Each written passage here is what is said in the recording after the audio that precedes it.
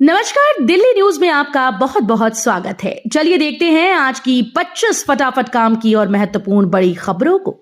पर इससे पहले वीडियो को लाइक करना बिल्कुल न भूलें।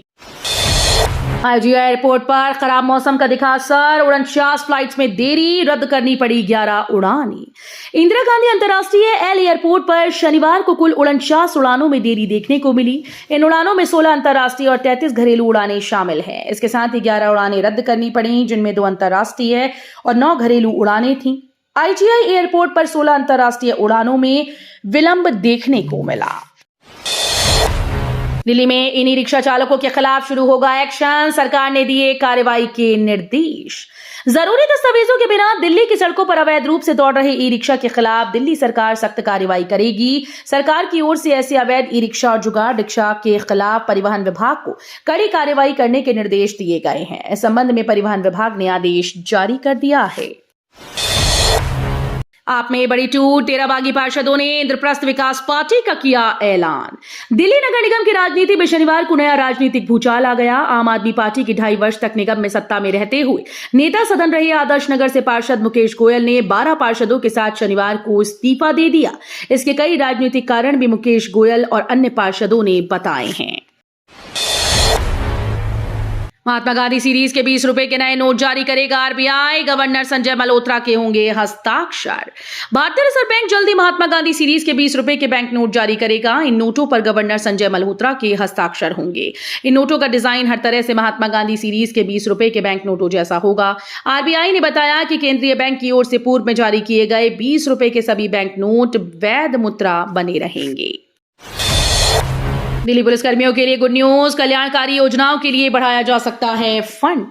बेहद कठिन परिस्थितियों में दिन रात ड्यूटी करने वाले जवानों के साथ अगर कोई घटना घट जाती है तो दिल्ली पुलिस वेलफेयर सोसाइटी की ओर से उनके स्वजन को आर्थिक सहायता देने के लिए कई कदम उठाए जाते हैं। दिल्ली पुलिस कल्याण सोसाइटी बलिदानी कोष और शिक्षा कोष के जरिए स्वजन को आर्थिक सहायता दी जाती है। वर्षों से ये योजनाएं चल रही हैं, जिसके तहत मिलने वाली राशि निर्धारित है। पुलिस विभाग अब इन योजनाओं की राशि को करीब 10% बढ़ाने पर विचार कर रहा है।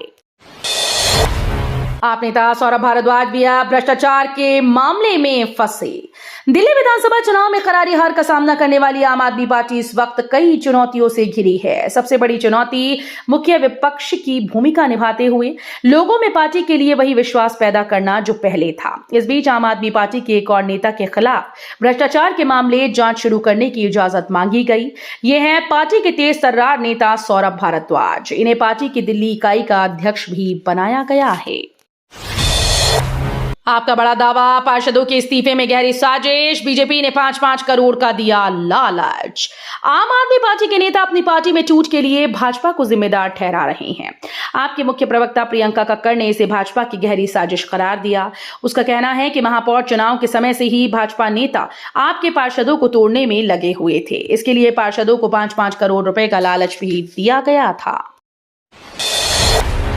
एयर इंडिया की फ्लाइट में चोरी करने वाले चीनी गिरोह का भांडाफोड़, पुलिस ने 4 लोगों को दबोचा।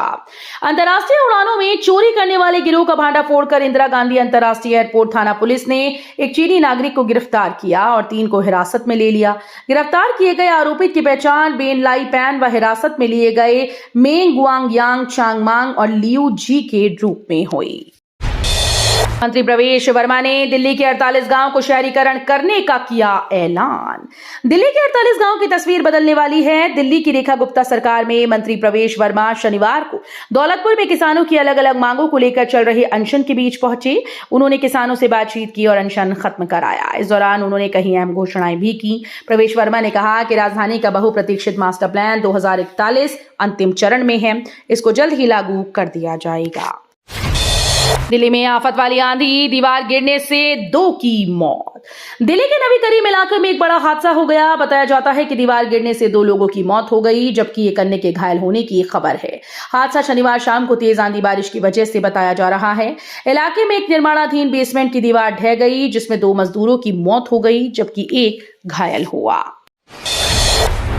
एम्स में इलाज कराने वाले मरीजों को बड़ी सहूलियत, बिना अपॉइंटमेंट करा सकेंगे ये टेस्ट। दिल्ली के एम्स और सफदरजंग जैसे अस्पतालों में इलाज कराने वाले मरीजों के लिए बड़ी सहूलियत वाली खबर है। एम्स के पैथोलॉजी विभाग ने ओपीडी में आने वाले मरीजों के लिए महत्वपूर्ण सुविधा शुरू की। अब मरीज बिना अपॉइंटमेंट के सीधे FNAC टेस्ट करा पाएंगे। इस संबंध में एम्स की ओर से आधिकारिक सर्कुलर जारी किया गया। आप नेता संजय सिंह ने मोदी सरकार पर देश के साथ गद्दारी करने का लगाया आरोप। आम आदमी पार्टी के नेता और राज्यसभा सांसद संजय सिंह ने मोदी सरकार पर देश के साथ गद्दारी करने का आरोप लगाया। आप के वरिष्ठ नेता संजय सिंह ने शनिवार को कहा कि विदेश मंत्री खुद कह रहे हैं कि उन्होंने ऑपरेशन सिंदूर शुरू होने से पहले ही पाकिस्तान को बता दिया था। ये बेहद गंभीर मामला है। प्रधानमंत्री नरेंद्र मोदी को देश के सामने आकर बताना चाहिए कि उनकी सरकार ने भारत और भारतीय सेना के साथ गद्दारी क्यों की। भारत पाक तनाव के बीच बोले मोहन भागवत, भारत के पास ताकत, सबक सिखाना आता है। राष्ट्रीय स्वयंसेवक संघ के सरसंघ चालक मोहन भागवत ने जयपुर में कहा कि भारत किसी से शत्रुता नहीं रखता, लेकिन यदि कोई दुस्साहस करेगा तो उसे सबक सिखाने से पीछे भी नहीं हटता। उन्होंने कहा कि भारत ने हमेशा अन्य देशों की मदद की है, भले ही कुछ देश विपरीत धाराओं में बहते हों। भागवत ने कहा कि विश्व में प्रेम और मंगल की भाषा तब सुनी जाती है जब आपके पास शक्ति हो। जयराम रमेश का सांसद शशि थरूर पर तंज, बोले कांग्रेस में होना और कांग्रेस का होना दोनों में अंतर। ऑपरेशन सिंदूर के बाद आतंकवाद के खिलाफ भारत के कड़े रुख का संदेश लेकर जाने वाले सर्वदलीय प्रतिनिधिमंडल में शामिल किए जाने पर कांग्रेस सांसद शशि थरूर पर महासचिव जयराम रमेश ने तंज कसा। जयराम रमेश ने थरूर का नाम लिए बगैर कहा कि कांग्रेस में होना और कांग्रेस का होना में अंतर है। कांग्रेस तो विशाल गंगा जैसी है जिसकी कई सहायक नदियां हैं, उनमें से कुछ सूख जाती हैं और कुछ प्रदूषित हो जाती हैं।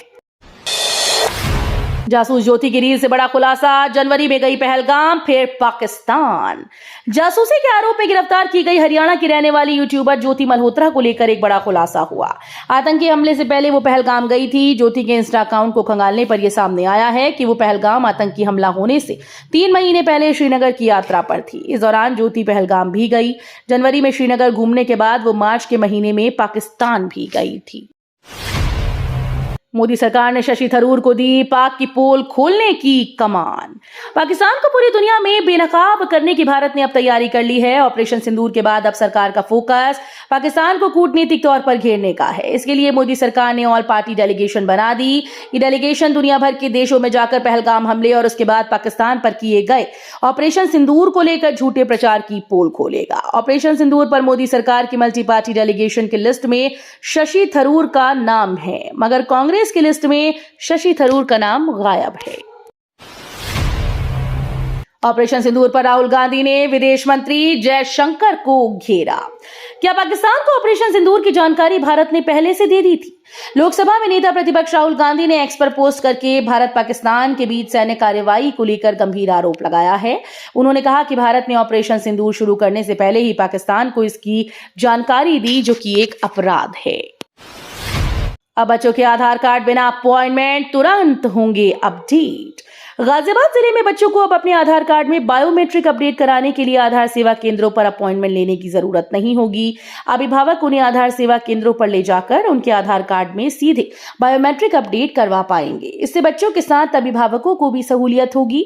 भारतीय विशिष्ट पहचान प्राधिकरण के क्षेत्रीय कार्यालय लखनऊ के बच्चों के आधार में अनिवार्य बायोमेट्रिक अपडेट को बढ़ावा देने और जागरूक करने के लिए विशेष अभियान चलाया है। सहारा इंडिया परिवार रिफंड का पैसा वापस आना शुरू। सहारा इंडिया परिवार के द्वारा पिछले वर्षों के अंतर्गत निवेशकों से जो पैसा निवेश करवाए गए थे, उनके रिफंड का कार्य जुलाई 2023 से शुरू कर दिया गया। बताते चले कि सहारा इंडिया कंपनी के द्वारा निवेश के रिफंड का यह निर्णय काफी लंबे विवाद और सुप्रीम कोर्ट के केस के बाद सामने आया। दिल्ली में आंधी के कारण नमो भारत स्टेशन की टिन शेड हवा में उड़ी, ट्रेन की आवाजाही में आई दिक्कतें। राजधानी दिल्ली और आसपास के इलाकों में शनिवार को जबरदस्त आंधी के साथ बारिश हुई। इस कारण नमो भारत के न्यू अशोकनगर स्टेशन की टिन शेड हवा में उड़ गई। राष्ट्रीय राजधानी क्षेत्र परिवहन निगम ने इसकी पुष्टि की। इससे ट्रेन की आवाजाही में दिक्कतें आई हैं। दिल्ली की हवा बिगड़ी, पूरे एनसीआर में लागू हुआ ग्रैप ए की पाबंदियां। दिल्ली के आबो हवा फिर से बिगड़ते ही वायु गुणवत्ता प्रबंधन आयोग ने पूरे एनसीआर में ग्रेडेड रिस्पांस एक्शन प्लान के प्रतिबंध लागू कर दिए हैं।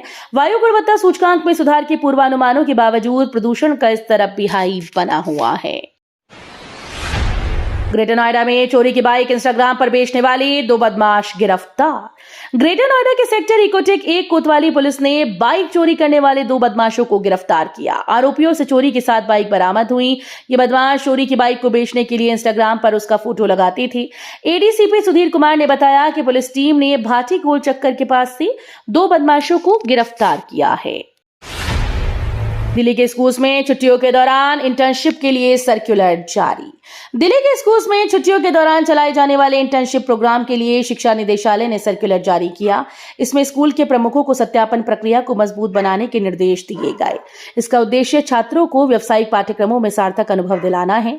अधिकारियों ने बताया कि दिल्ली शिक्षा निदेशालय ने गर्मियों और सर्दियों की छुट्टियों के दौरान स्कूल आधारित इंटर्नशिप के लिए सत्यापन प्रक्रिया को मजबूत करने के लिए नए निर्देश जारी किए हैं। गुरुग्राम में गरजा एमसीजी का बुलडोजर, इस इलाके में हटाया गया अतिक्रमण। गुरुग्राम नगर निगम ने शहर के एक पॉश इलाके में अतिक्रमण विरोधी अभियान चलाया। कई अस्थायी ढांचों को ध्वस्त किया और अतिक्रमणकारियों के सामान जब्त कर लिए। अधिकारियों ने कहा कि इस तरह के अभियान जारी रखेंगे। कर्मचारियों के लिए गुड न्यूज, जुलाई में बढ़ेगा महंगाई भत्ता। महंगाई से राहत देने के लिए सरकार अपने कर्मचारियों को हर साल 2 बार महंगाई भत्ते में वृद्धि प्रदान करती है। जनवरी 2025 में केंद्र सरकार ने महंगाई भत्ते में 2% की मामूली बढ़ोतरी की, जिसके बाद ये बढ़कर 55% हो गया था। हालांकि ये वृद्धि पिछले 78 महीनों में सबसे कम थी, जिससे कई कर्मचारी निराश थे। तो ये थी आज की बड़ी खबरें। रोजाना ऐसे ही सबसे पहले अपडेट पाने के लिए चैनल को सब्सक्राइब करना बिल्कुल न भूलें। धन्यवाद।